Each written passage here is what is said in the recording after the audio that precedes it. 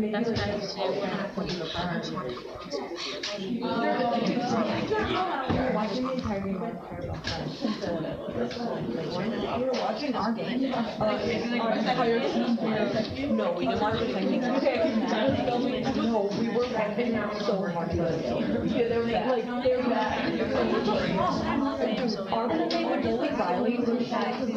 Our goalie Riley was at home sick. We went to McDonald's afterwards and I And we were all on the bus, and she was sending us video clips I used to and some expired. We have a lot more than her season ever. Okay, literally jump off the ice and then like throw her leg. Okay, but at one point, the person behind the net, I don't know who had it, she fully turned around. She also didn't have a neck right now, and I was like, I think I have someone die. And it's so sick. So funny. Thank you. With a net. And so was sending us and so one of our teammates in Snapchat said, she kept making me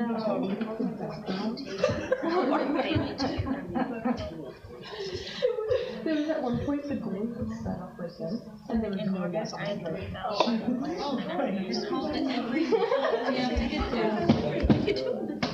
Dude, Alright guys, good morning. Okay, take quick attendance. Riley, here. Brianna Aikens. Drew.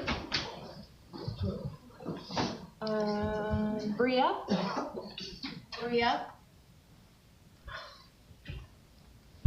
Anna.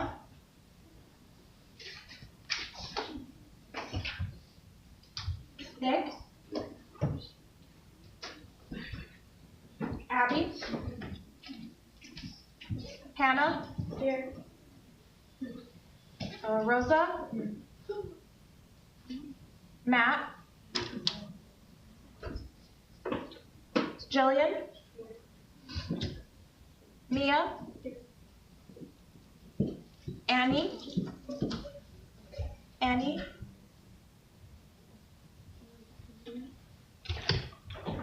Brianna. Brandon. Sadie. Here. Jessica. Jesse. William. Here. Marissa. Here. Anna.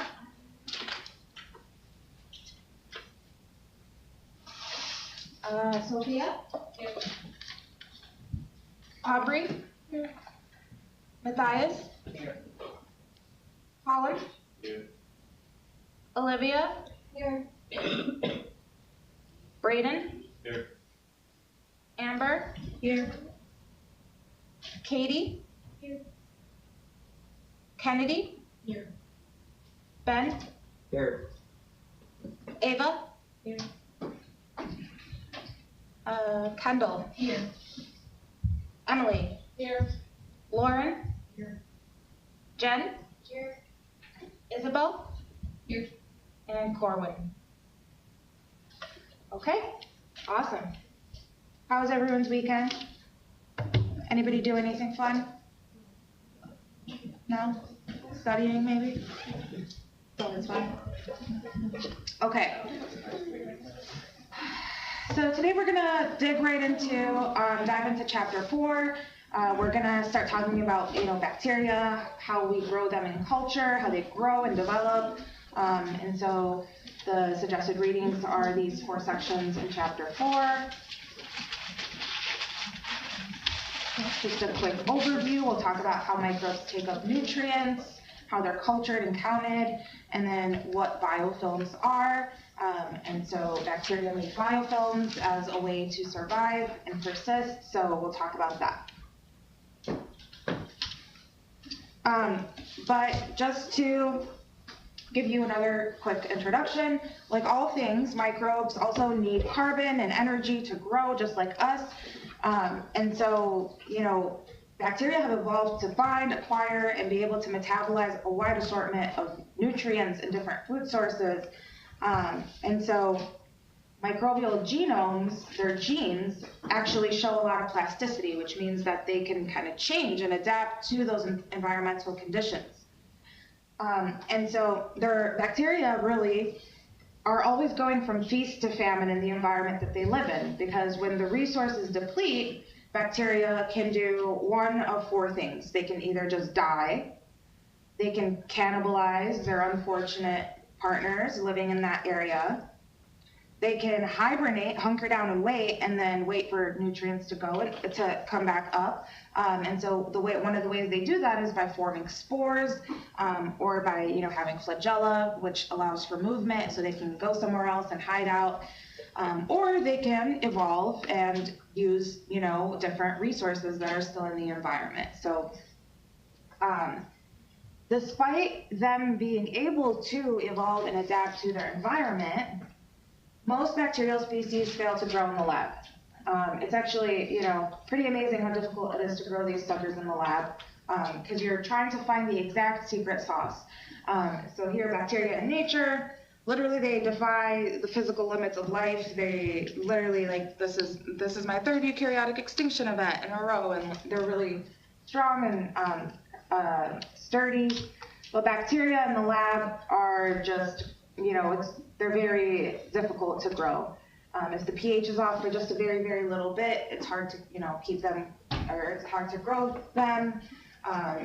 Tap water, is obviously going to be contaminated. You can give them the sugar, but it might not be the sugar that they like.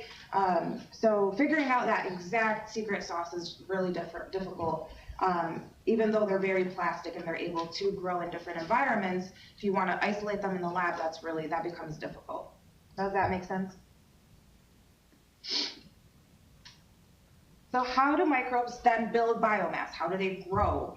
Well, like I said, just like us, they need carbon and energy to grow. All of life's forms are based on carbon, and carbon can be acquired in two different ways. So we'll talk about autotrophs and heterotrophs. Can anybody remind me what an autotroph is?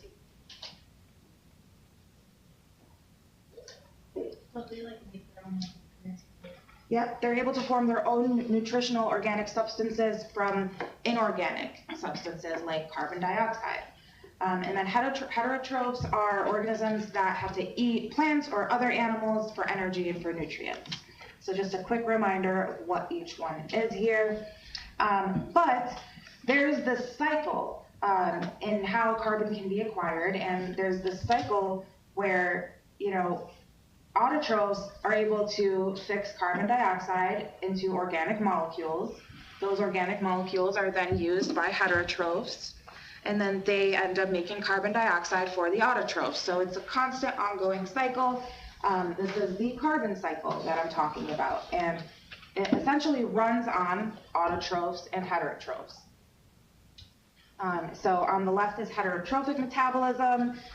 They gain energy from degrading complex organic substances like glucose, and then they end up producing the CO2 that's going to be then used in autotrophy. So just another way to show this, and it's important to know that the carbon dioxide is made from the heterotrophs, and then it's used as that inorganic carbon that the autotrophs are going to be using to make their organic carbon compounds. So the cycle just continues on and on. And you don't need to remember the details of the carbon cycle, but you should understand the main point there and how autotrophs and heterotrophs are involved. Questions?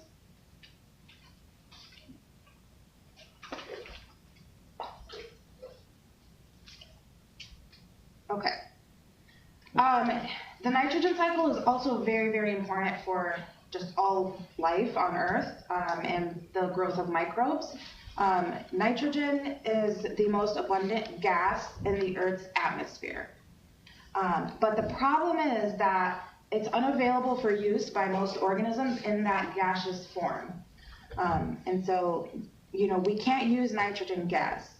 One of those reasons is because it's really, really stable. It has a triple bond in between, and so it's hard for us to use it. And so in order for nitrogen gas to be able to be used, it needs to be fixed into ammonium, which is the NH4+. It has to be fixed in a different form of nitrogen for it to be used. So this conversion is done by some bacteria that we call nitrogen fixers. They fix the nitrogen that we can't use. And so these bacteria, they possess a specific enzyme, nitrogenase, that can convert the nitrogen gas into ammonia ions. And then these ions can then be used by other microbes to make their cellular compounds and, do what they need to do. So you have nitrogen gas, you have these nitrogen fixers that, will convert it to ammonia. Then other organisms can use that. And then you get to a place where you have denitrifiers, which basically then converts it back to nitrogen gas, because that nitrogen gas is going to be needed to then be used up by nitrogen fixers. So it's also constantly a cycle, but you guys should understand why nitrogen fixers are really important in this cycle, what they do. Rhizobium is one of the important nitrogen fixing bacteria. You can culture it from soil. You can try to, we've done an experiment before in the lab where take a pot of soil and you just grow it, and then you end up taking a little sample of that soil and putting it in some media that will enrich the growth of nitrogen fixing bacteria, and then you can isolate out those bacteria. So it's really essential to global health. Here's just an interesting video just showing how there's nitrogen fixing bacteria on corn found in Mexico. See if let me make sure the speaker is working.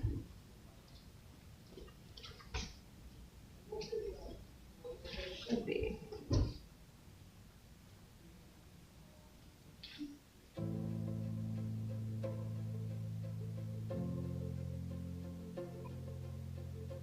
Corn. It's the dominant crop of the developed world, a highly valuable commodity used to make food and fuel. But in order to grow, corn needs nitrogen. And although nitrogen makes up 78% of our atmosphere, it's not in a form that corn can use. So, like most commercial crops, corn, or maize, gets its nitrogen from synthetic fertilizer. Synthetic nitrogen fertilizer has helped to feed billions of people, preventing massive global starvation. But it comes at a cost. Over $80 billion a year globally, over $11 billion in the US alone. 1 to 2% of the Earth's energy supply is used to make the fertilizer, creating 1 to 2% of the world's carbon footprint. Then even more energy is used to transport and apply it. And much of the nitrogen escapes in the form of greenhouse gases. And fertilizer also runs off the fields, ending up in our waterways, causing an enormous dead zone in the Gulf of Mexico. It's a huge problem, and it's getting worse every year. But in the mountains of Mexico, there's an indigenous variety of corn grown in an isolated community for centuries near where corn first originated. A unique trait appears to have evolved in this type of corn: nitrogen fixation. This corn appears to be able to fix the nitrogen from the atmosphere into a usable form. Biological nitrogen fixation describes a plant's ability to pull in and use nitrogen from the atmosphere instead of requiring fertilizer. This occurs when an enzyme called nitrogenase converts atmospheric nitrogen into ammonia, which can be used by a plant for growth. This cutting-edge research has its roots decades ago, when Howard Yana Shapiro, who's now Mars's chief agricultural officer, observed this unique corn in a small community in Mexico. Just didn't have the next generation equipment, the next sequencers. We didn't have a way to analyze this, and the whole notion of microbiomes or metagenomics wasn't even invented. So it's great to live long enough to have the science catch up to answer a question that you have. This corn generates a series of aerial roots Turns out this is an extremely unique morphological trait. The indigenous corn produces large amounts of mucilage from aerial roots between 3 to 6 months after planting. During certain times of the year, there's a secretion of mucilage or mucigel, which you can physically see dripping off the roots. This mucilage provides a low oxygen and sugar-rich environment for the diverse microbes. This serves as a site for nitrogen fixation. The mucilage provides a unique home or environment for these bacteria that fix nitrogen. They can restrict the diffusion of oxygen, and oxygen kills the ability of bacteria to fix nitrogen. So the mucilage restricts oxygen, creates a low oxygen environment, and it provides sugars. It's feeding the bacteria. So classic symbiosis. It was really the wisdom of the Mars family that made that possible. Through direct funding to the University of California, Davis, they understood what would happen if you could reduce or eliminate the nitrogen applied to agricultural fields around the world. I just thought that was interesting to kind of put it into a real world context, and just, you know, how these plants have adapted to be able to have, you know, these bacteria growing on them and fix nitrogen. Okay. Thoughts, comments, questions? Okay.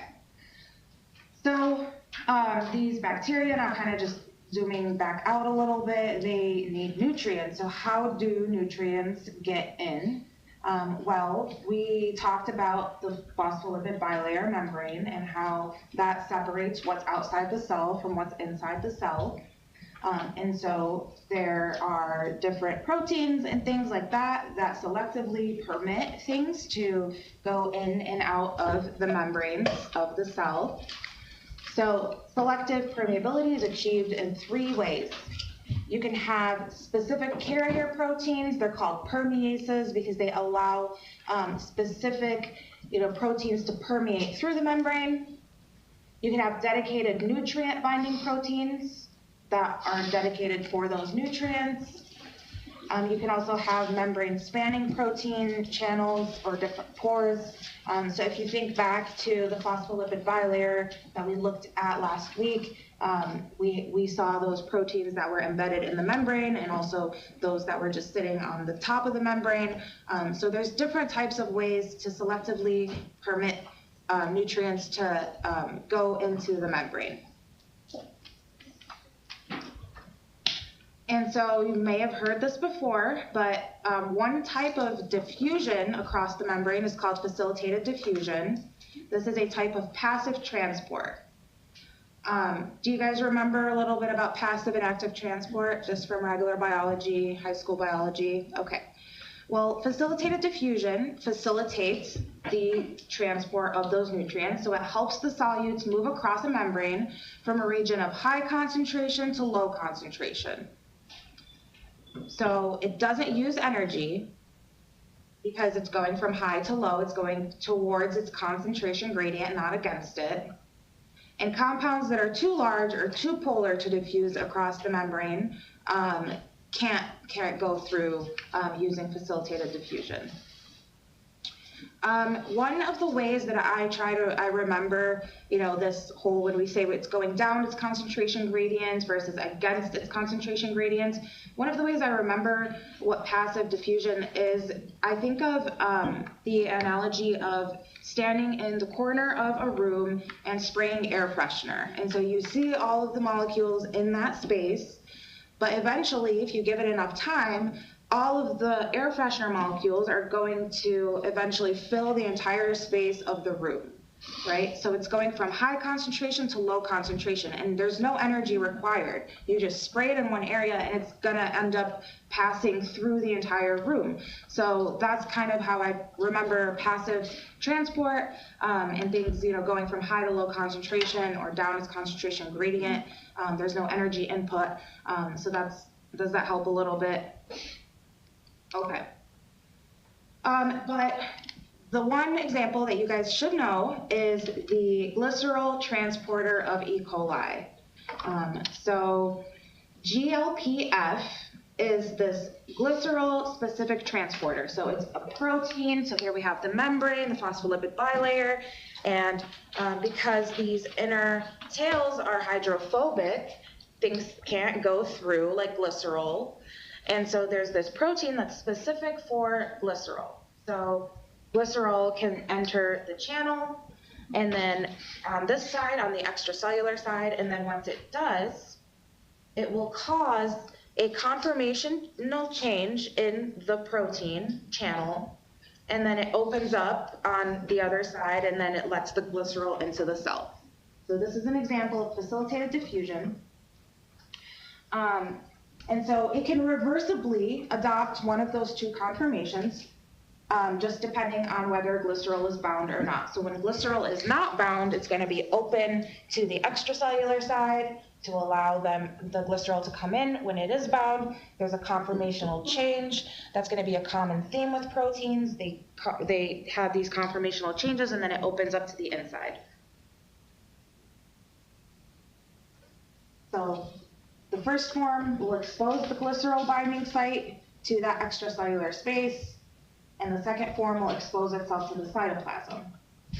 And then as soon as the glycerol gets into the cell, it gets used. So it keeps the concentration inside of the cell low so that it's constantly moving from higher to lower concentration. So it gets in, it gets used, and then you have more passive transport of glycerol into the cell. This is one of the things that E. coli does very well. So it's a classic example of facilitated diffusion or passive transport. Any questions on that?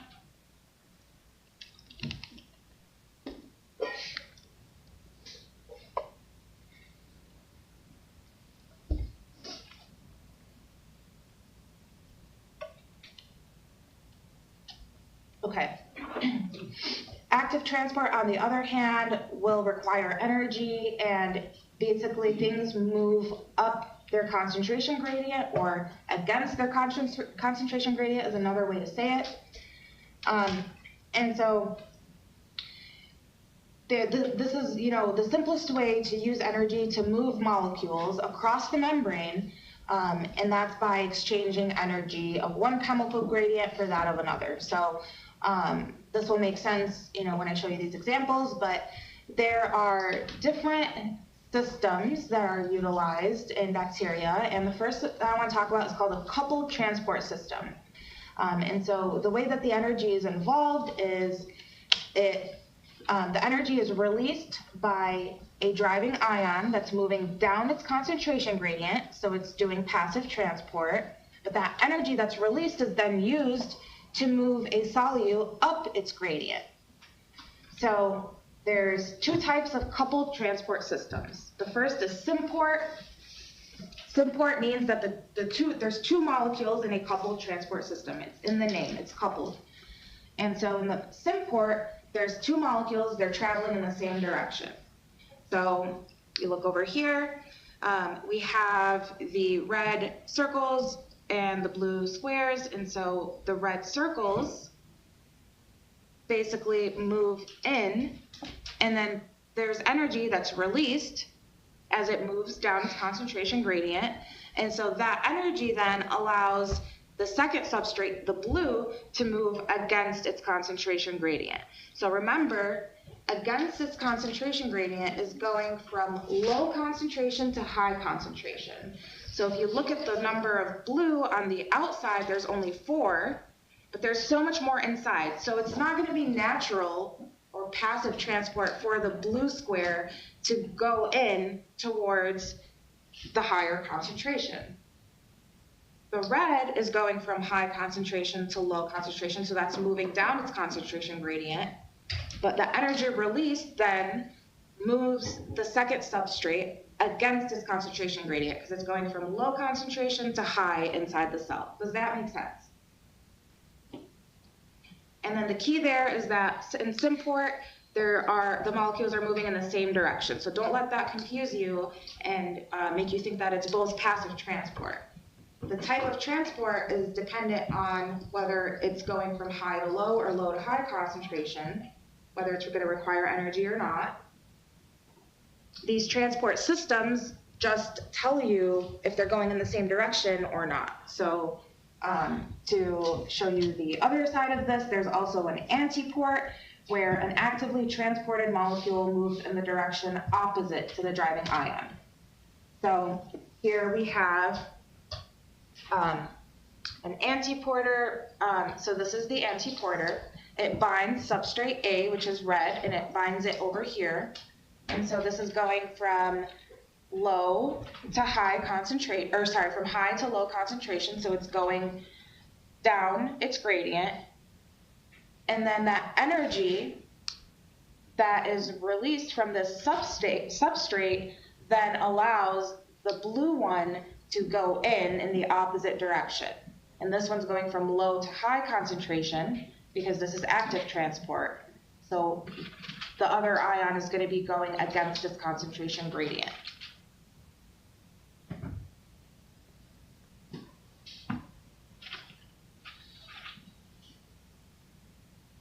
I know this can be a little confusing to grasp at first, so any questions? Do you want me to repeat anything?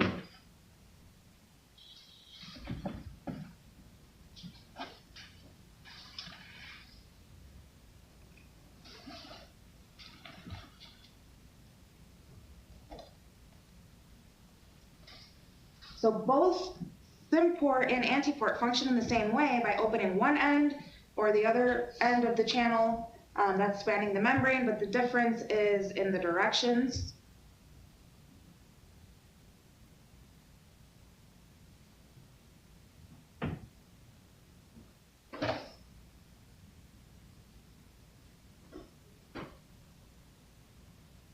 Does that make sense to folks?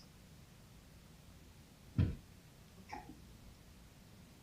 So a couple of transport systems are going to be active transport systems. Another one that's important to know about, because these ABC transporters are present in all three domains of life. It's the most common form of active transport that's powered by ATP. ATP is the energy source. It's hydrolyzed. These are really, really important.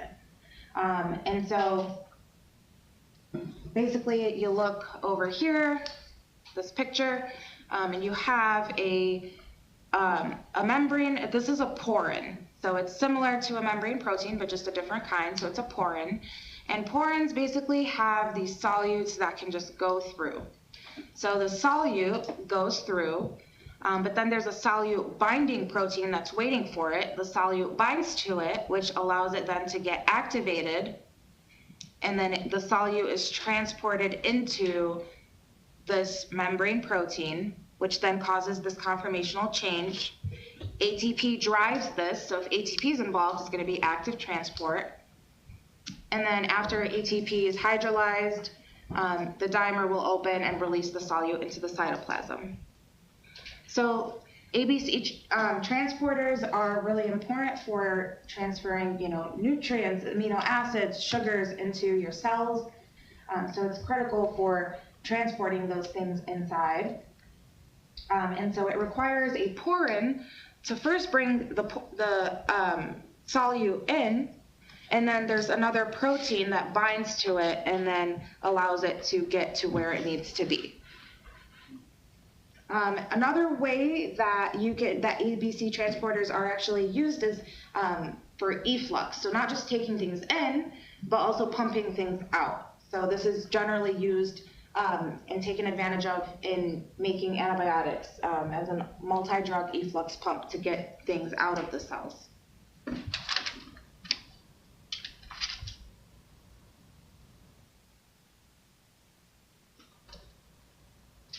Okay. And just to mention again, they're the largest family of transport systems.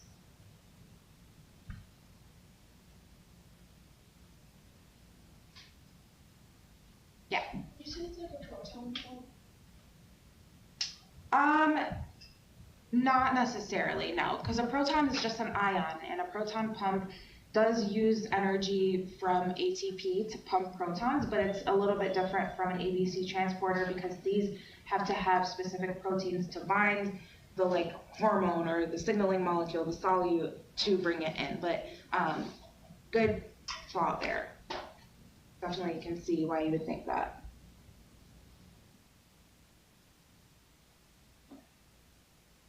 Any other questions before I ask you a question? Okay, well, let's do this. All of the following statements about ABC transporters are true except, let's see if you were listening.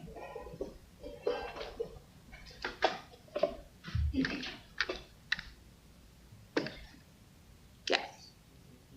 Yes, it's B. They're only found in prokaryotes. So although I didn't write it, I did say that they are found in all three domains of life. So they require energy because it's a form of active transport. They can be used for import and export, and they're the largest family of transporters. Okay.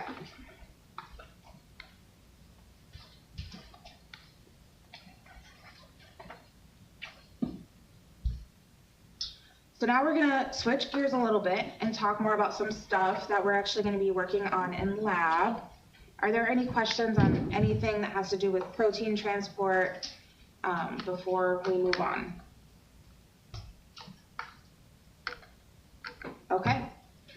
So microbes in nature, they exist in these complex communities, and mostly they are going to exist with other species, so multi-species communities. But for detailed studies in the lab, they're grown in pure culture. So it's really hard to, understand the metabolism and dynamics of bacteria when you're growing them in the lab, but in nature, they grow with other members, and, they're in these polymicrobial communities.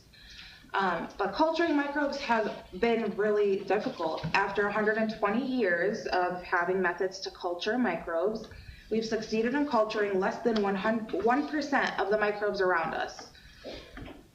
So we haven't even discovered the vast majority of microbes that are, around us. And so this is an exciting time to be a microbiologist. Had to throw that in there. But when we do grow them in culture, there's two types of media that we can use. And we'll be working with both. The first is liquid media, or what we call broth media. And that's useful for studying growth characteristics of a pure culture, because the liquid media is going to have all the nutrients that are needed for the bacteria to grow, and it's going to be completely sterile. And so if you put the bacteria in there, you'll just have that pure culture of that bacteria growing. The other is solid media. It's useful for different reasons. It's useful for trying to separate mixed cultures from clinical specimens or natural environments. So if I were to put in the broth, two types of bacteria, all you're going to see is cloudiness. You're not going to see the two different types growing. But on a solid media, or a plate, an agar plate, you can actually streak out or put on the plate whatever is in this broth, and then see if there's just one type or if there's more than one type. And the way that you can tell how many types there are based on morphology, color, how raised or bumpy these are, if they have, these weird edges, are they round? There's so many things that we look at to identify bacterial morphology and be able to determine how, if there's more than one species or not. But with liquid media, you can't really tell that, but they are useful for studying just a pure culture, meaning one bacteria.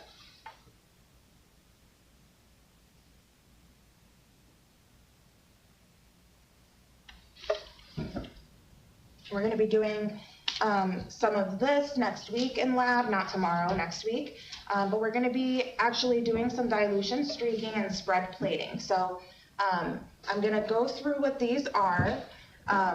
So in order to isolate a pure colony, so try to start getting in the habit of the terminology I'm using. Isolating a pure colony means you have one bacteria that you want to get onto a plate on its own without contamination. You can do it via dilution streaking or spread plating. So in a dilution streak, you're basically diluting it by dragging the specimen that you put across the surface on an agar plate. So you see that this was, here they streaked it on the plate and there's a lot of bacteria there, and then you flame your loop and then you pull a little bit from here, and then you flame your loop and then you pull a little bit from here because you're diluting it eventually. You're just taking a little bit of bacteria so that you can get individual colonies. The goal of dilution streaking or streak plating is to get individual colonies from a whole lot. You're using the surface of one plate to essentially dilute it across the plate and get these original colonies. So each individual dot is a colony of bacteria. We also call this a colony forming unit because it's essentially thousands and thousands of one bacteria that are cloned, and they just are visible to the eye because there's thousands of them, so you see them as a colony. But that, if you have one colony, that means it's all the cells in there are the same bacteria. So that's the goal. A spread plate is similar but different. Basically what you do is you take a small amount of the liquid broth that you have and you put it in the center, and then you spread it with your loop all over, and you hope that you've diluted it previously so that you can get individual colonies. You can dilute the liquid media in a way to get these colonies.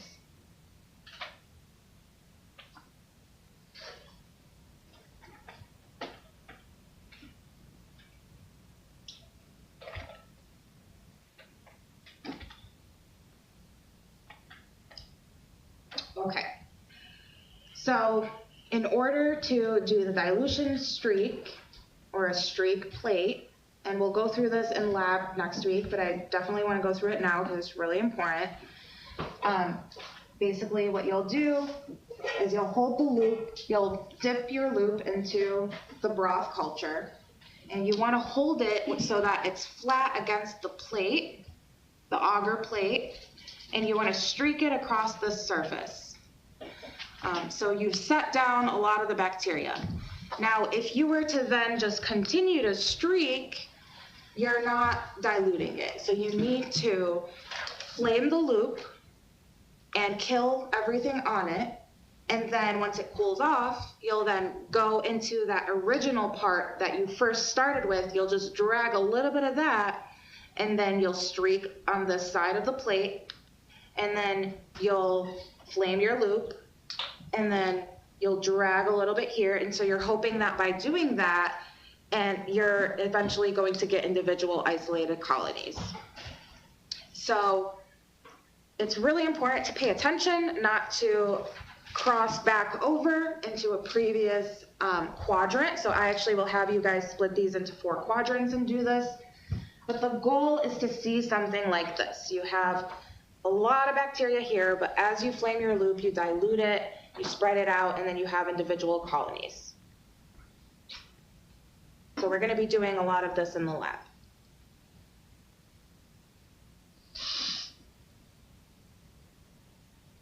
Questions?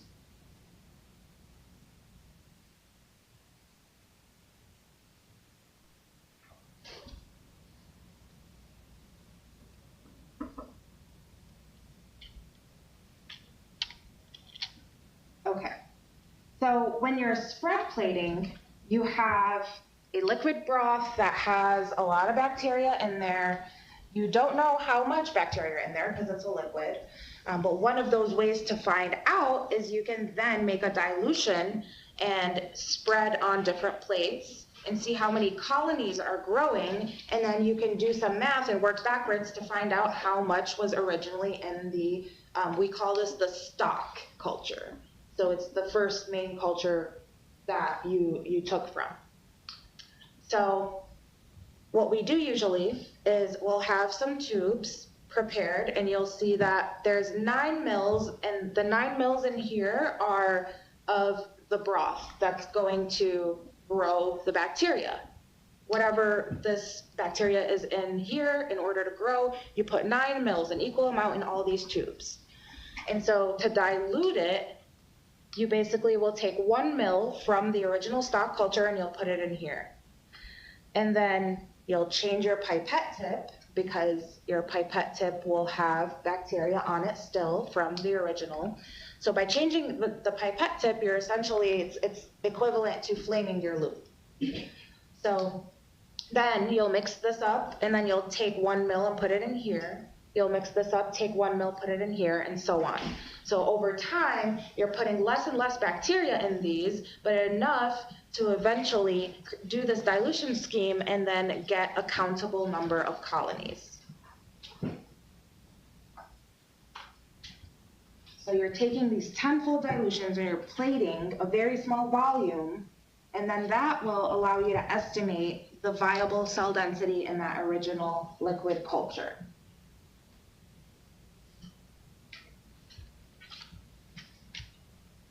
So an example of what this would look like. So each dilution is labeled as, it's tenfold, so we label that as 1/10. So whatever is in here is 1/10 of whatever was in here. So 1/10 in on this scale is 10 to the minus 1.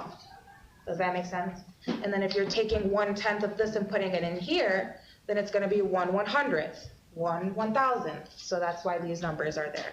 And we'll go through those a little bit more in lab next week, so you can keep that straight. But over time, the more you dilute it tenfold, the less and less colonies you'll see. And the goal is to dilute it in a way where you have enough colonies to count. And so, like I said, there's an equation you can use. And so in order to find out the number of cells per mil, because everything has to be per a volume, per milliliter, if you want to know the number of cells in here, we call those colony forming units, or CFUs, per mil. You just do an equation, you plug in your numbers. So your CFU, basically this is the count, the number of colonies you saw on that plate, divided by that dilution factor. So if you counted this one and there was 150 on here, you would put 150 divided by 10 to the minus 5. You can convert that into your own decimal, times the volume plated. So here the volume plated is 0.1 mils. You just have to make sure that everything stays in mils when you're doing these types of equations. We'll practice this in lab. Does that make sense?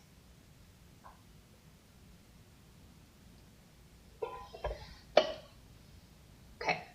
Any questions on any of this?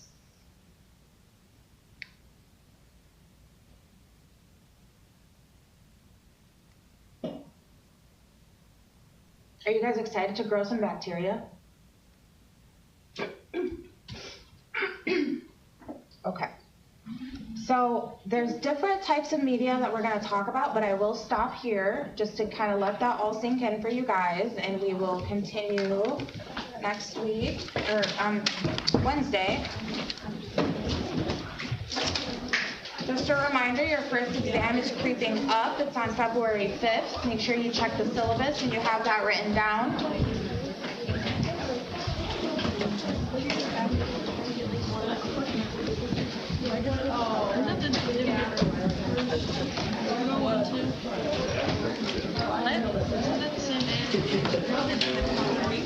Don't say that.